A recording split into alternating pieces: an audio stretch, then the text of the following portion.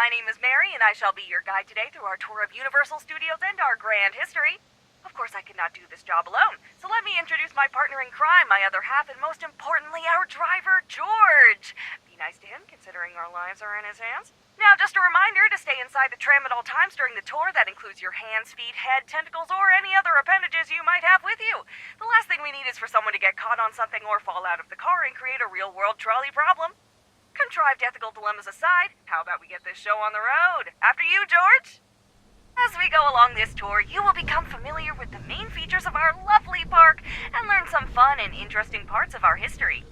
You never know when that sort of knowledge will come in handy. The first destination on our tour is Timeline Drive. Here you can see posters from some of our greatest hits dating all the way back to our 1931 rendition of Dracula.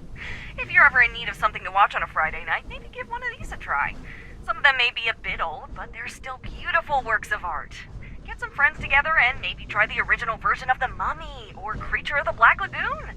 You'll get a kick out of them. The films Universal Studios is better known for in our day and age start in the later half of the 1900s. Many of you have probably heard of the classic thriller Jaws from 1975, or one of my favorites, the 1982 movie E.T. If you didn't know, E.T. stands for extraterrestrial, meaning something that came to us from beyond our planet Earth. Over on our right, these large structures are the studio's production buildings. This is where the magic happens, where everyone comes together to make the movies that we love. It takes a huge number of people to make a film, though, especially today when there are so many special effects. Of course, we need actors, but we also need writers to make the script, directors to make sure that the actors and everyone else make the best artistic choices, and producers to keep everyone on schedule. Of course, none of that would be possible without our carpenters, gaffers, lighting crew, camera people, CGI teams, makeup artists, electricians, pyrotechnicians. Honestly, if you can think of a job, chances are someone with that job has worked on at least one movie with us here. Or at least for a little while. You're now entering the New York section. We're only here for a moment, but you can see the Museum of Antiquities. There, you'll find our Revenge of the Mummy ride, where you can help defeat an ancient evil alongside the brave and dashing Rick O'Connell. Don't worry, we'll be back to see the rest of New York later.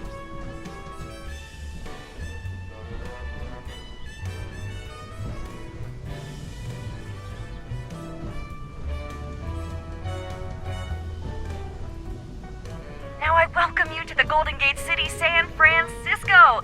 This hilly town is famous for its tram system and infamous for its earthquakes. Most earthquakes are caused when two tectonic plates grind against each other and suddenly shift.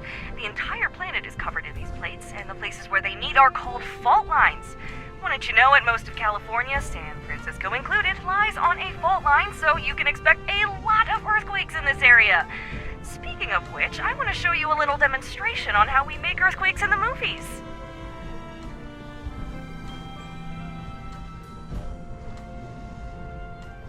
This set was built in the 1980s with the tracks dug right into the floor. When they were done with that movie, though, the guys in charge thought, earthquakes are pretty common in movies, so let's just keep this one. Now all they need to do is redecorate the scene whenever they want a different earthquake location. Let's see it in action.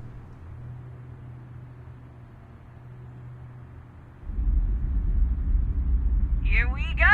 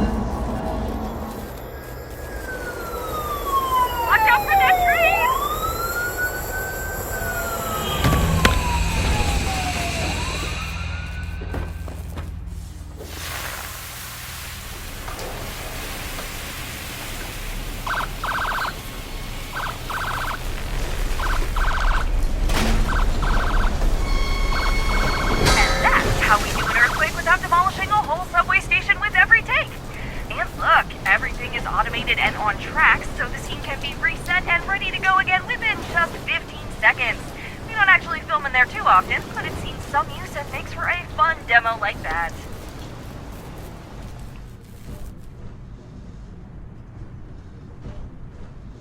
Anyhow, welcome back to the Big Apple. This grand old town has history and culture everywhere, provided you can overlook the Yorkshire Terrier-sized rats, and is a massive hub of the arts. The famous street Broadway is home to some of the best and most popular theater performances in the world, but you can find beautiful, rich work all over town.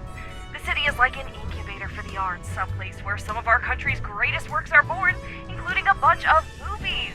Not everything is filmed in California after all.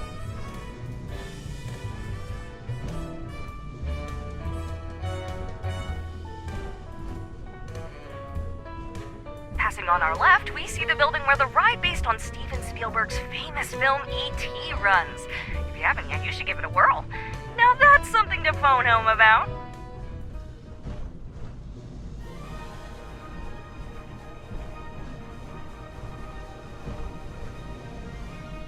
Now this is what we call Hollywoodland, and up here is our Monster Cafe, where you can see all of the classic monsters from our films, like Frankenstein's monster, Dracula, the Wolfman, and the creature from the Black Lagoon. And don't worry, they don't bite much.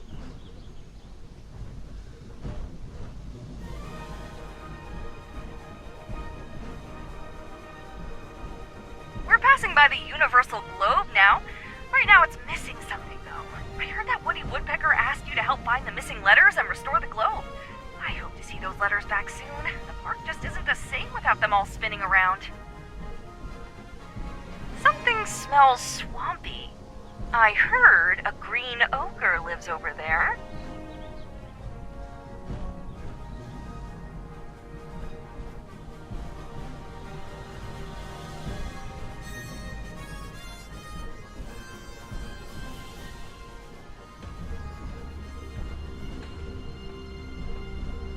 Let's all just take a moment to appreciate the beautiful sounds of nature. Of course, that's all just part of the movie magic. From here, though, we'll be taking a turn into the darker side of the park.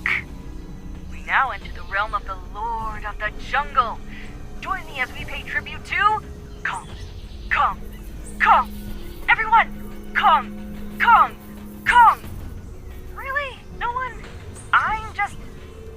Okay, well, let's hope he isn't insulted by your lack of reverence. Otherwise, he might throw this tram all the way to New York. And I don't mean the movies that we just drove through on the way here. By the way, if you haven't yet and are feeling particularly brave, I highly recommend stopping by the ride we have here, Reign of Kong. You can join Kate and her expedition team as they delve into the caverns and other lost places to uncover the secrets of Skull Island. This is what we call Old Mexico, and it's just the kind of place we'd take a camera crew if they were looking to film something set out in the old Wild West. Now this area has something of a weird localized weather system, so I apologize for the rain as we... Hey, George, why don't you stop the tram? You can't go yet, right? No, I'm not asking the passengers to get out and run. Not in the rain. That's just...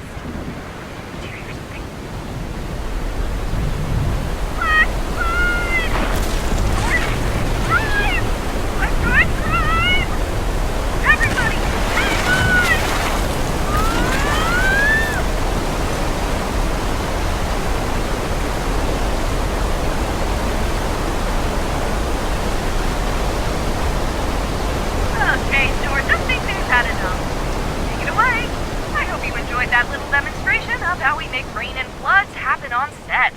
We pump in thousands of gallons of recycled water from tanks at the top of the hill for every one of those.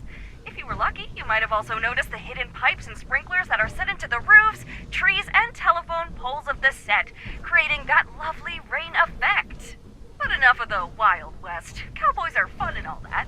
What's the wildest thing you can think of that we might have here? Dinosaurs! On to Jurassic World! Up ahead, you can see a pair of magnificent brachiosauruses relaxing at the edge of the lake. Quite jaw-dropping, aren't they? In a moment, we'll have a member of the staff join us to talk about what it's like to work with dinosaurs and how they keep things going here.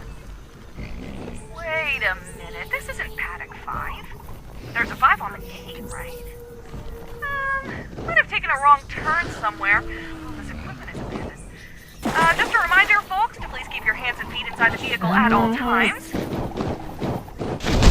Whew. Don't worry, everything is fine. Seems we got a little too close for that Ankylosaurus' comfort.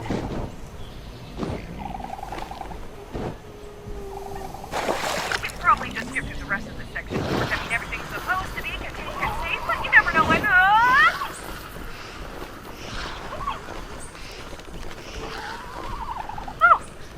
I hope that wasn't poison this time. We lost our last tour group and one of those things got a little spooked and sprayed us.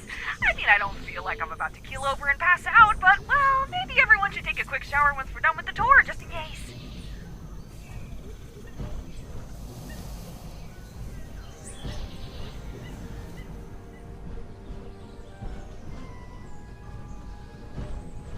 This is my favorite part of the park.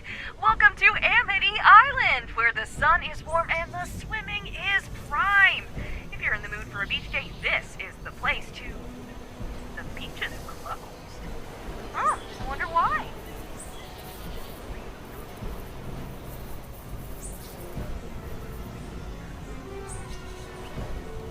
George! George, get us out of here! Go, go, go, go, go, go, go! Tour group just cursed or something? I don't know how much more of this my nerves can take. Oh, where is Police Chief Brody when you need him? Well, if you don't mind the giant killer shark, you're all more than welcome to come back and enjoy the Jaws ride at Amity Island, where it's always the 4th of July. Oh, my heart. Seriously, George, I'm starting to think it's time we quit this gig. I mean, you saw what happened last week when the Velociraptors got Charlie. Now we're being charged by sharks and sprayed repeatedly by poisonous real dinosaurs.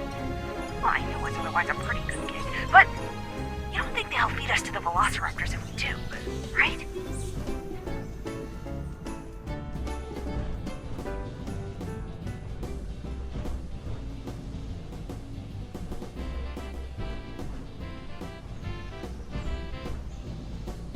On our left, you can see one of our last sites on this trip, the Institute of Future Technology, where Doc Brown works on his questionable inventions. There you can find his famous time-traveling machine, and I believe he's even letting people take rides through time in a new one, too. Might be worth stopping by. That is if you can think fourth dimensionally.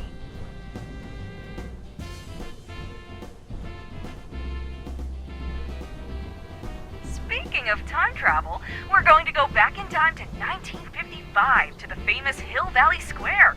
Maybe you recognize it from Marty McFly's adventures in Back to the Future.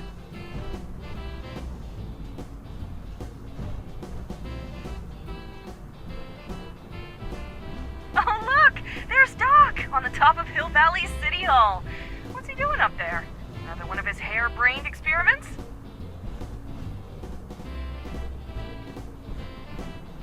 Let's stop for a second and see what he's up to. Though I don't like the look of those clouds. Hey, Doc! You need a hand or anything?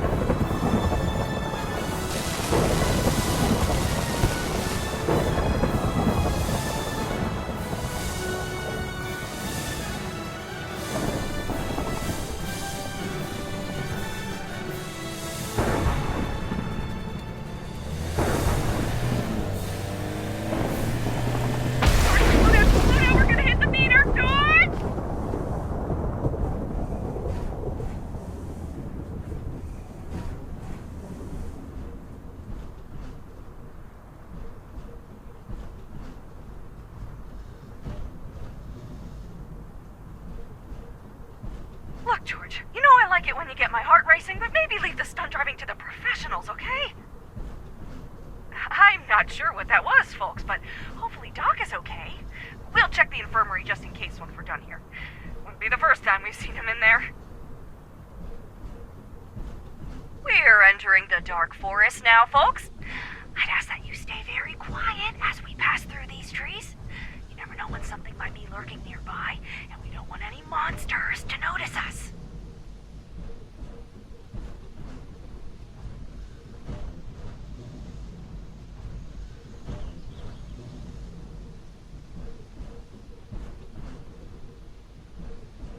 And here is our last stop on the trip, Little Europe and the Court of Miracles.